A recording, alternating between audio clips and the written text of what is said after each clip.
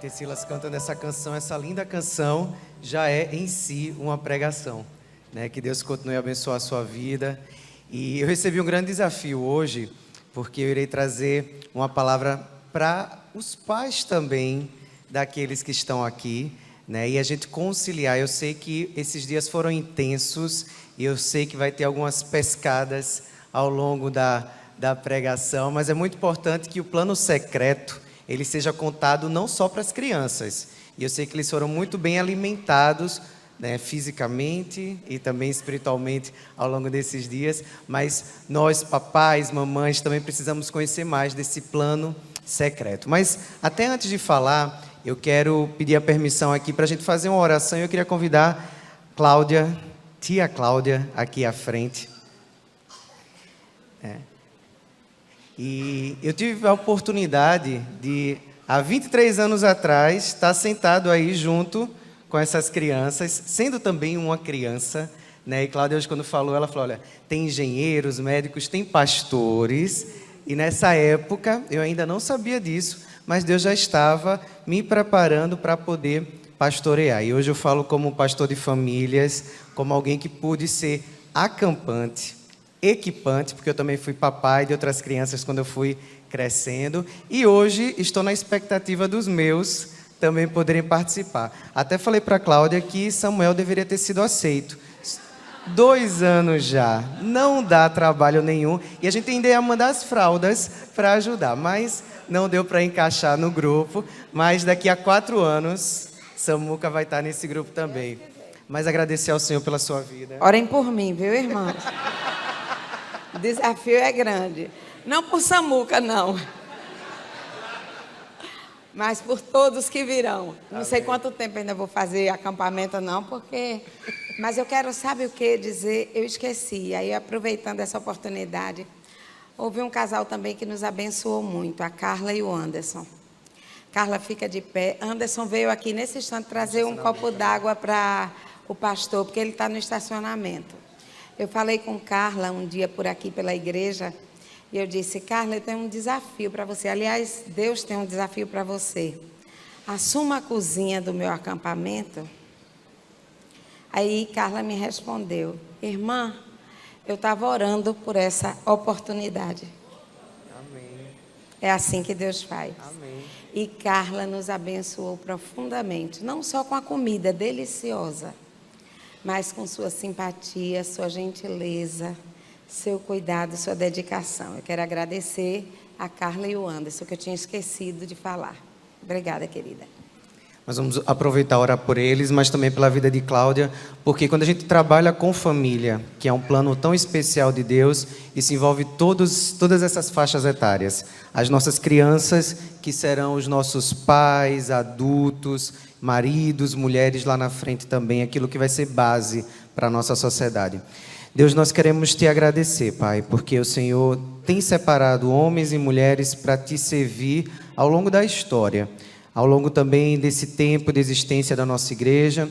E eu te agradeço pela vida de Cláudia, que ao longo desses quase 23 anos tem servido como educadora religiosa aqui, tem se dedicado, Senhor, para instruir através da tua palavra filhos e filhas de tantos que aqui já passaram. E nós te agradecemos, Senhor, porque a semente plantada em qualquer um desses tempos, Senhor, as sementes são tuas, é da tua palavra, e ela mesma afirma que ela não volta vazia. E nós pedimos que tudo aquilo que tem sido feito possa brotar, e brotar para o crescimento do teu reino e para a glória do teu nome. Te peço também que o Senhor possa renovar as forças de Cláudia, em meio a tantos desafios, inclusive dentro de casa, e nesse tempo, Senhor, o Senhor esteve cuidando de Davi em casa, cuidando de Cláudia no Acampa Kids, e nós te pedimos, Senhor, que tua bênção possa estar cada vez mais renovada sobre a vida dela e dessa família que nós amamos tanto.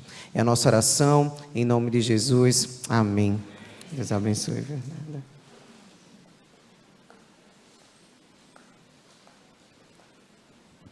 E como eu falava, o plano secreto não é um plano apenas para as crianças, tá? Todos nós precisamos conhecer e nos envolver com esse plano. O plano secreto é um plano de Deus para a família, tá? E esse plano secreto não tem a ver com ser feliz.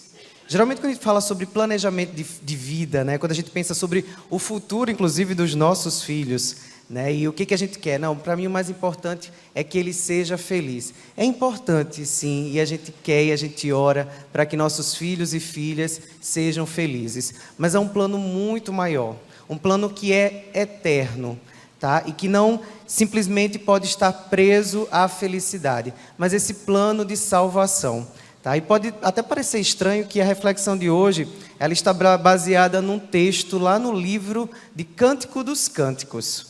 Né? Temos crianças e temos Cântico dos Cânticos. Eu vou pedir para que você já possa abrir a sua Bíblia. O texto não vai ser projetado. Lá em Cântico dos Cânticos, capítulo 2, versos do 10 ao 13. Tá? E esse nome, Cântico dos Cânticos, ou Cantares, não sei como é que está aí descrito na tua Bíblia o nome, costumamos chamar pelos dois nomes, mas Cântico dos Cânticos é a primeira expressão ali no hebraico, e é por isso que a gente acaba chamando dessa forma, o Cântico dos Cânticos de Salomão. E é muito interessante porque ele é o Cântico dos Cânticos, porque é o maior dos cânticos, o mais excelente dos cânticos. E aí quando eu estava pensando sobre isso, eu lembrei de Paulo. 1 Coríntios, o último verso do capítulo 12. 1 Coríntios 12, 31, Paulo, antes de começar a falar sobre o amor, no capítulo 13, ele fala: agora eu passo a lhes apresentar o caminho sobre modo excelente. Que ele poderia ter dito o caminho dos caminhos. Tá? Assim como este é o Cântico dos Cânticos, o caminho dos caminhos é justamente o cântico e o caminho do amor. Vocês decoraram João 3,16. E o que é que Deus tem por nós? O que fez ele entregar o seu filho? O amor. Ele amou o mundo de tal maneira, não é isso, Luquinhas? Então, o amor de Deus é o que faz o cântico ser o mais importante. Ou o caminho que é maior e mais excelente do que qualquer caminho. E o que isso tem a ver, inclusive, com o tema da nossa reflexão? Os ciclos e as estações da vida. Porque viver satisfeito e feliz não é algo que precisamos buscar apenas quando as coisas estão bem. Tá? Mas uma vez que nós temos esse amor, que é o Cântico dos Cânticos, esse amor que é o caminho dos caminhos, torna-se possível nós vivermos felizes independente da estação que nós estamos, porque a felicidade não tem a ver com o estado de espírito, mas tem a ver com a certeza daquele que está conosco, independente se é inverno, se é outono, se é, que mais? Quais outras estações que tem? Inverno, outono, primavera, verão, independente de qual seja a estação, nós temos alguém conosco. Inclusive, quando eu separei essa imagem, eu lembrei muito de uma árvore que tinha perto da minha casa lá na China. Quando eu servi como missionário na China, tinha uma árvore bem perto de onde a gente morava, e para mim essa árvore era o sinalizador da estação que nós estávamos. Aqui em Maceió, principalmente, a gente não tem muita diferença entre as estações, né? É aquela estação do sol o ano todo, né? Às vezes, as estações mudam num dia só, né? A gente tem aquela chuva enorme, depois o sol todo aberto, né? Maceió é muito conhecida por isso. Mas ali na China, eu lembro que quando eu ia para a faculdade, para a gente estudar lá o mandarim, eu passava e eu ficava encantado com aquela árvore, porque ela ficava desse jeitinho. A gente conseguia perceber as folhas todas caindo ali no inverno. Quando chegava, no outono, quando chegava o inverno, que a gente às vezes pegava até 0 grau, 1 grau, não tinha neve, mas a gente via ali a árvore, parecia que ela tinha morrido, totalmente sem graça por conta do frio. Depois a gente tinha ali, na primavera, aquela árvore toda colorida, né? E no verão, a árvore também se modificava, e não só a árvore, o clima também. E por que eu estou falando sobre isso? Porque o texto que nós vamos ler, ele fala sobre essas mudanças da estação. E se você estiver com a sua Bíblia já aberta, você vai poder acompanhar comigo Cântico dos Cânticos, capítulo 2, e eu vou ler junto com vocês o versículo do 10 ao 13. Preste atenção aqui o que diz a palavra do Senhor. O meu amado me disse: levante-se, minha querida, venha comigo, minha bela. Veja, o inverno acabou e as chuvas passaram. As flores estão brotando, chegou a época das canções, e o arrulhar das pombas enche o ar. As figueiras começam a dar frutos, e as videiras perfumadas florescem. Levante-se, minha querida, venha comigo, minha bela. O texto de Cantares, de Cânticos dos Cânticos, é muito interessante. Vocês viram aqui no primeiro verso, aparece muito a expressão do meu amado, da minha amada. É um livro poético e que tem essa declaração de amor entre um casal, entre um homem e uma mulher. E alguns comentaristas defendem que esse texto ele tem exatamente esse propósito, expressar o amor do casal, o amor que Deus criou entre um homem e uma mulher, e nisso glorificar o próprio Deus. Outros comentaristas vão defender, olha, esse texto aqui ele é totalmente alegórico. A gente precisa interpretar à luz do amor de Deus por sua noiva Israel, né, ali no Antigo Testamento, e com a ótica do Novo Testamento, o amor de Deus pela sua igreja, a sua noiva. Todas essas possibilidades de interpretações são sim possíveis, são sim ricas, faz muito sentido, tá? E nos faz inclusive até perceber o quanto o casamento, o quanto a família é realmente plano de Deus, tá? A ponto de a gente ter um livro na Bíblia em que as palavras de amor de um casal estão ali presentes e é tido como inspirado pelo Espírito Santo. E eu diria até mais do que isso. Se você for para o livro de Gênesis, os primeiros seres humanos ali citados é um casal. E o texto de Gênesis fala muito sobre famílias que são chamadas ali para a obra. E ao longo do texto bíblico, você vai ver isso acontecendo. E aí a gente chega, por exemplo, no último livro do Antigo Testamento. Alguém sabe qual é o último livro do Antigo Testamento? Gênesis é o primeiro. Quem é o último? Apocalipse é do Novo. Malaquias, pastor Ney, foi o seu que respondeu, viu? Malaquias, o último livro do Antigo Testamento. Sabe como é que termina Malaquias? Dizendo que Deus converterá o coração dos pais para os filhos e dos filhos para os pais. Família. Como é que começa o livro de Mateus? Falando sobre uma genealogia, tá? E como é que termina? E aí já foi dito que o livro de Apocalipse, o último livro da Bíblia, fala sobre o fim de todas as coisas, que termina com as bodas do noivo com a sua igreja. Perceba como tudo isso aqui tem a ver e como Deus tem como plano, sim, o casamento e sim, a família. E é por isso que a gente precisa trazer esse plano secreto para a nossa casa. Tá? E a gente precisa entender que isso tem que ser vivido todos os dias, seja inverno, verão, primavera, outono. Mas no primeiro verso que nós lemos, aliás, no primeiro não, no versículo 11, e eu destaquei aqui 3 versos para nós conversarmos, o autor fala, veja, o inverno acabou. Eu sei que para quem mora em Maceió, a ideia de inverno é glamuroso, né? A gente ama ter aquelas roupas de inverno para usar num dia mais frio. Bastou mudar um pouco a temperatura. Renata está vindo agora ali, noiva de Rodrigo. Você vai ver, Renata está vindo de Santa Catarina, não é isso? Então você vai ver aqui que chegou a 27 graus. A gente já está com casaco, tá? O pessoal já está usando bota. Bastou chover, a gente já está colocando ali a nossa roupa de frio para fora. Mas para quem mora no inverno, a notícia de que o inverno acabou é algo maravilhoso. Eu lembro que lá na China, onde eu morei, a gente tinha quase que 7 a 8 meses sentido frio. Então, quando começava a fazer calor, era a bênção. Então, essa expressão aqui do autor de Cantares, olha, veja, o inverno acabou, para quem vive no inverno, traz grande esperança. Mas o que eu queria trazer aqui para vocês é que a vida ela é marcada por fases, por estações.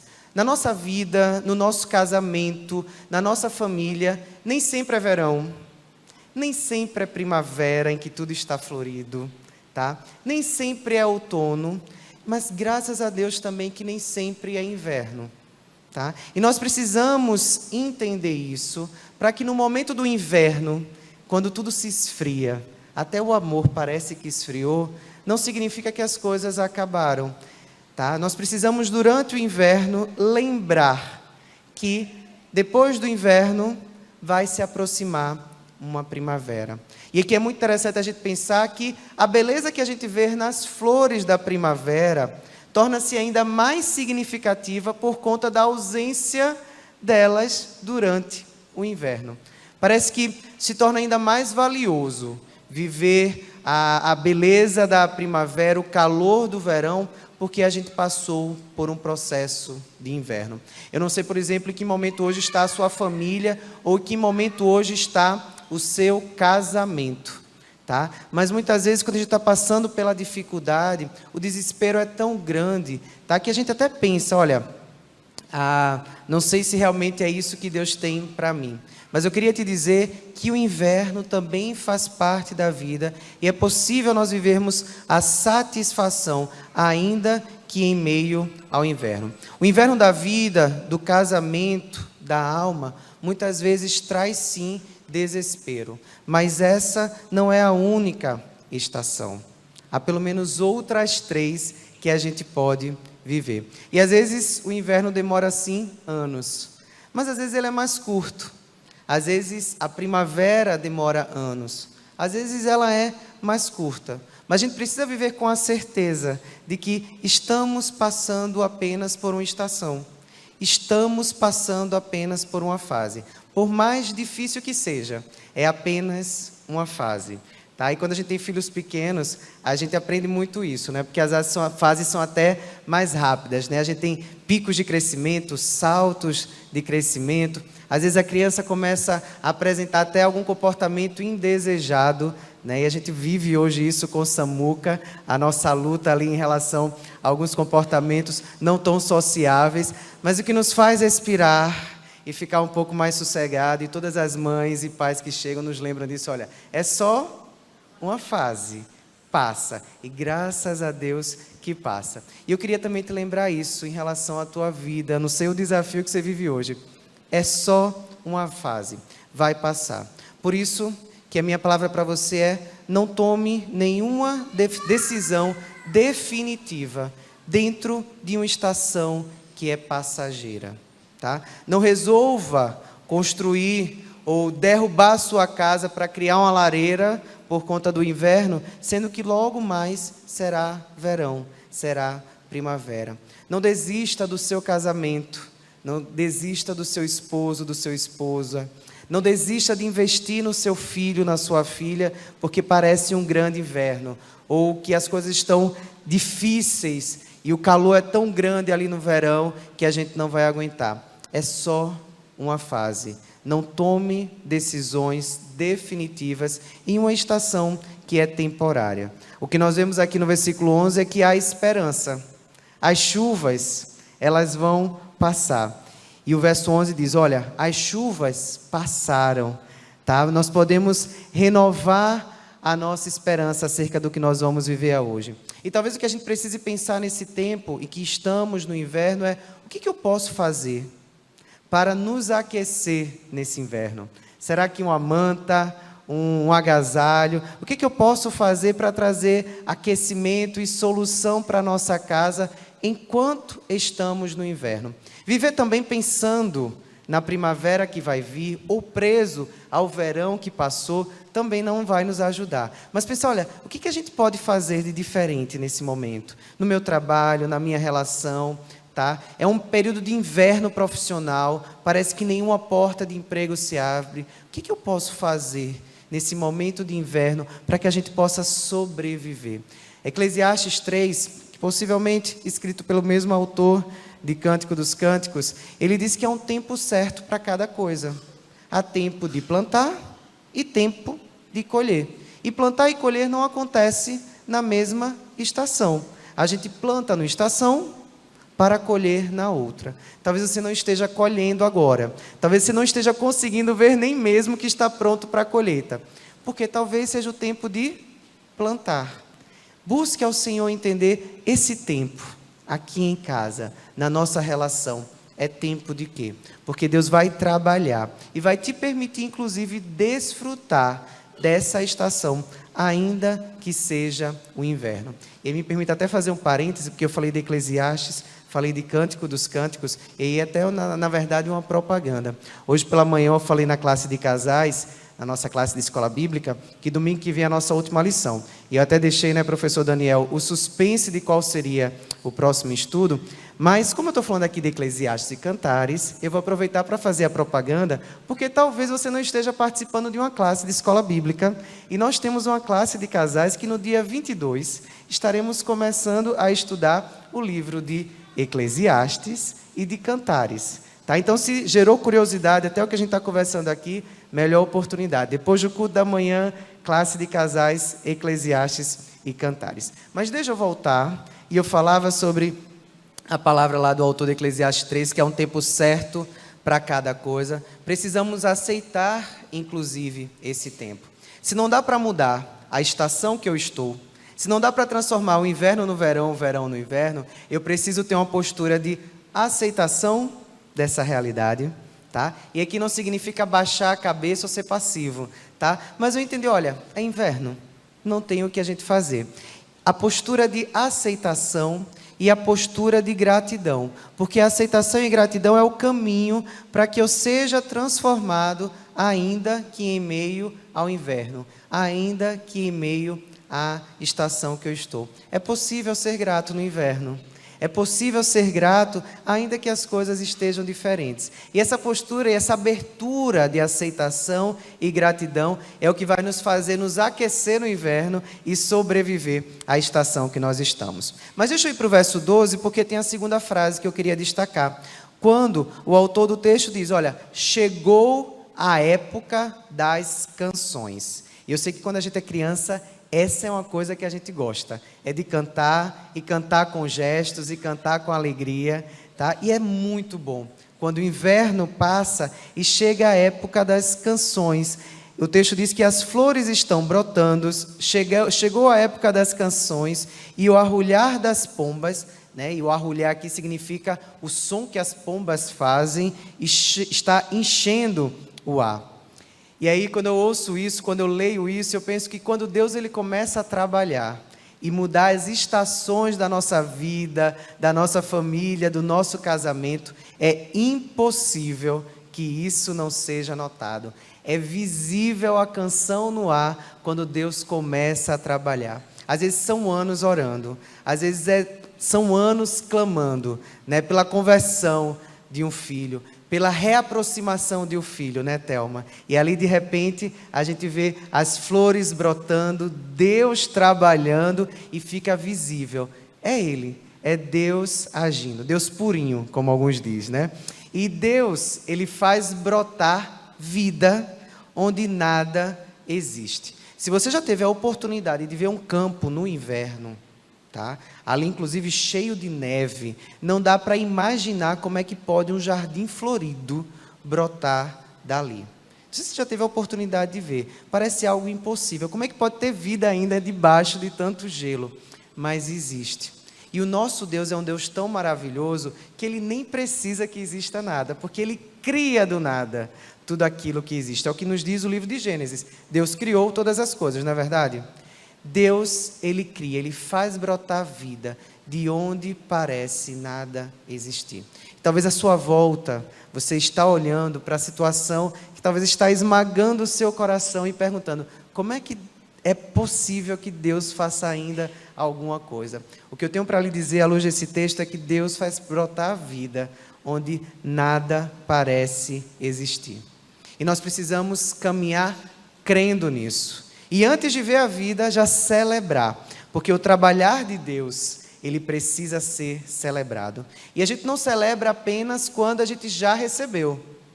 Nós celebramos pela fé daquilo que nós sabemos que o nosso Deus é totalmente poderoso para fazer. E é por isso que eu quero que você saia daqui hoje, inclusive, celebrando. Pode até ser que você esteja no inverno, mas celebrando a primavera, o florescer que Deus irá fazer. E quando eu falo sobre isso, eu lembro muito do povo de Israel, lá em 2 Crônicas, no capítulo 20. Numa situação desafiadora, na época do reinado do rei Josafá. e havia um exército inimigo para atacar o povo, e o povo não tinha condições de enfrentar aquele exército. E aí vem uma palavra de um profeta para o rei Josafá e fala para eles começarem a louvar, porque a vitória já tinha chegado. Detalhe, eles nem tinham saído do acampamento ainda.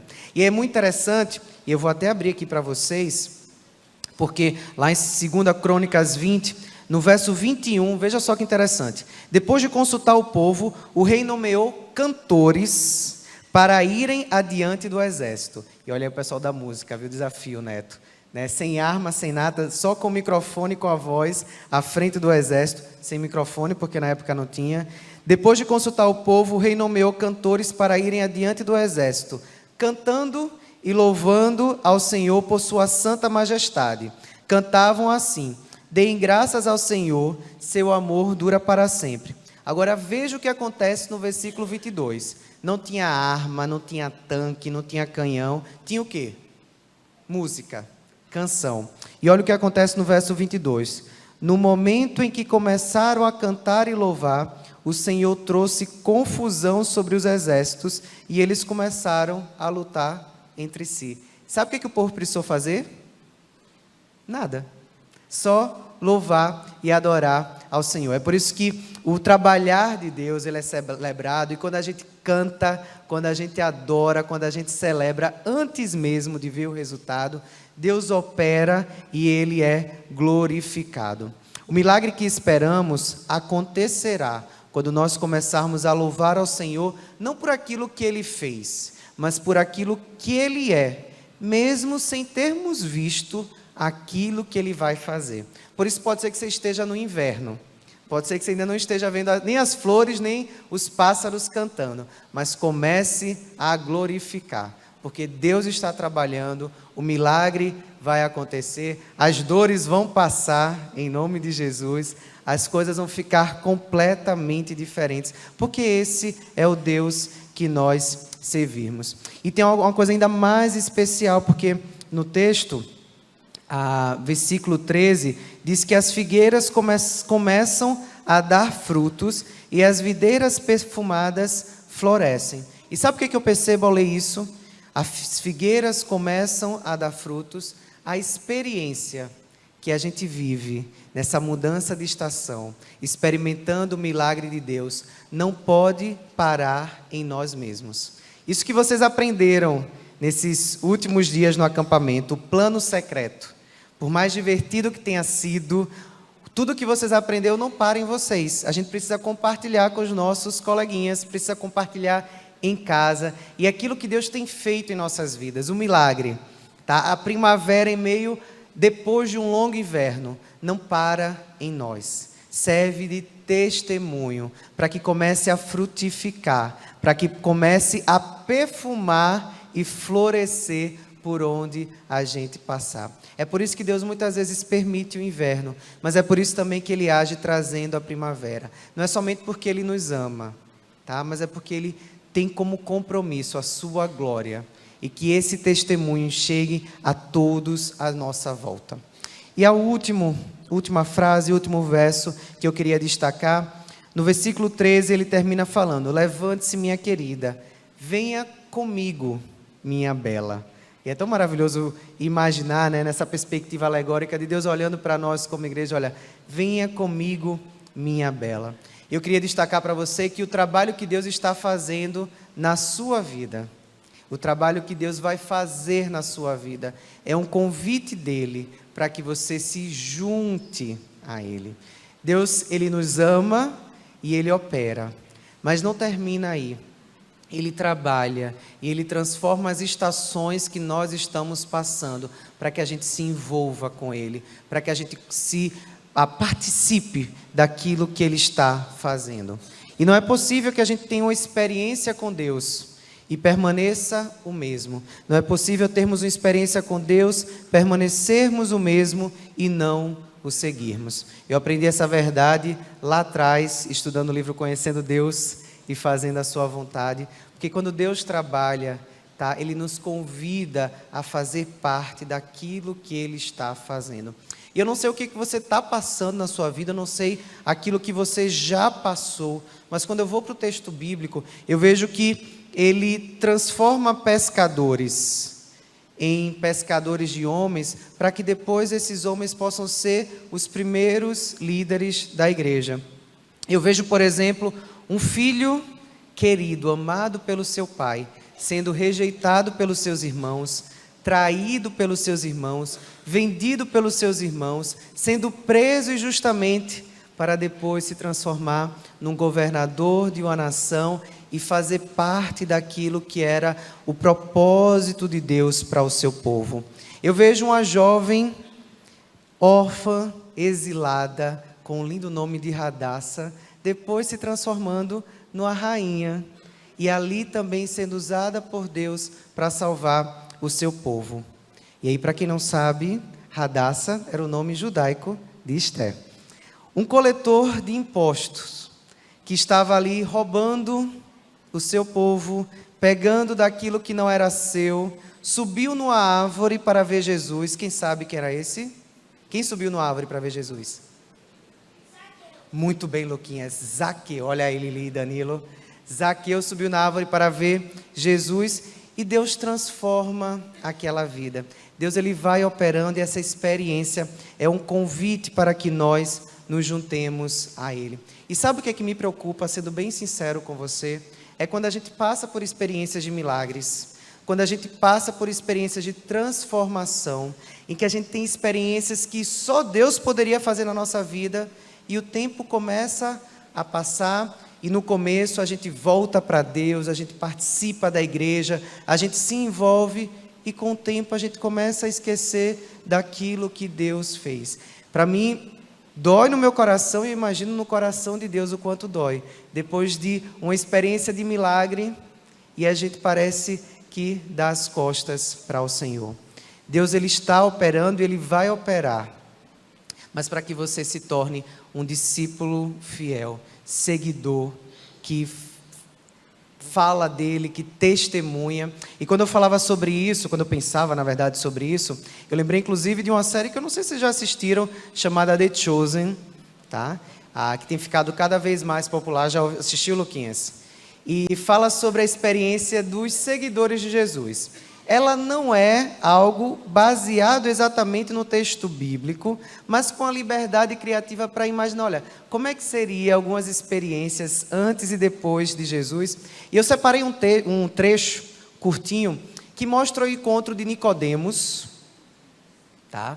Um discípulo, inclusive, de Jesus, muitas vezes às escondidas, tá? E Maria Madalena. E eu separei esse trecho porque Maria Madalena fala exatamente da experiência que ela viveu com Jesus, e isso que eu estou trazendo para vocês. A transformação, ela nos leva a não mais podermos viver de uma mesma forma.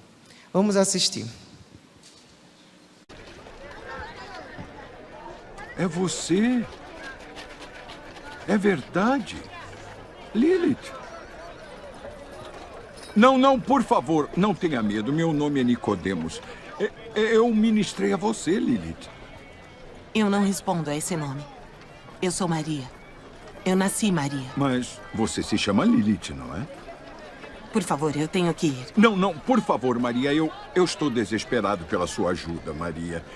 Eu sou um fariseu de visita de Jerusalém. Eu sou um homem de Deus. E acredito que aconteceu um milagre com você, Maria. Você é mesmo um fariseu? Sou. Desculpe, eu não queria. Eu não estou aqui para fazer cumprir a lei judaica. E como você sabe quem eu sou? Você não se lembra mesmo de mim, não é? Eu queimei incenso. Eu não me lembro. É tudo um borrão. Eu não posso lembrar daquilo. Não, eu não quero que você lembre. Eu não consigo nem imaginar. Mas você está curada. Isso está claro. Eu só quero entender como isso aconteceu. Então somos dois. Quanto tempo depois da minha visita você sentiu a mudança?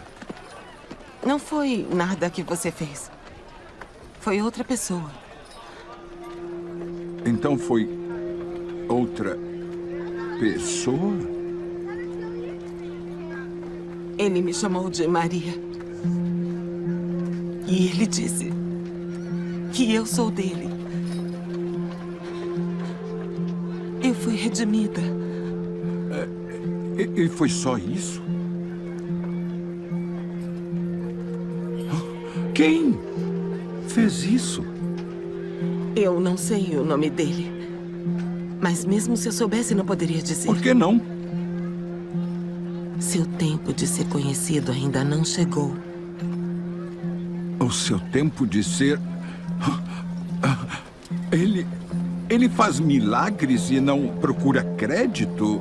Como ele é? Ele é um membro do Sinédrio? Pelo menos o reconheceria se o visse outra vez? Eu nem sei porque estou contando isso pra você. Nem eu mesma entendo. Mas eu posso dizer o seguinte. Eu era de uma forma. E agora sou completamente diferente. E o que aconteceu entre uma coisa e outra foi ele. Então sim, eu o reconhecerei pelo resto da minha vida. Eu tenho que ir me preparar para o Shabat. Eu tenho certeza que você também. Além disso, você vai até oferecer um jantar de Shabat? Não será nada parecido com o seu, eu tenho certeza. Mas eu tentarei. Shabat Shalom, Nicodemos.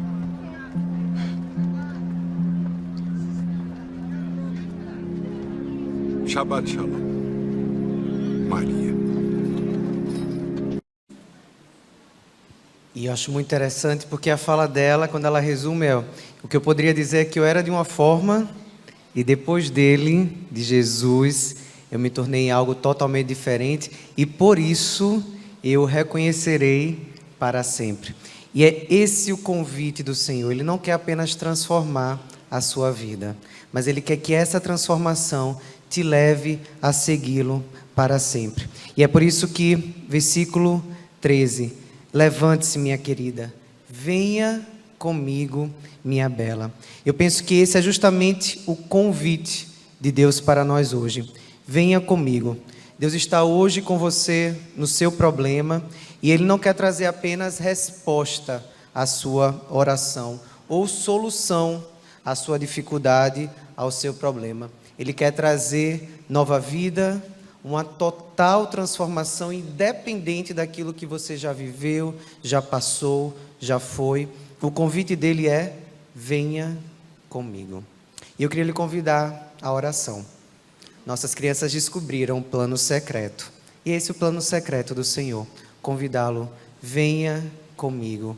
Venha ser meu discípulo, venha ser minha discípula. A transformação que eu quero operar na sua vida não é só para hoje.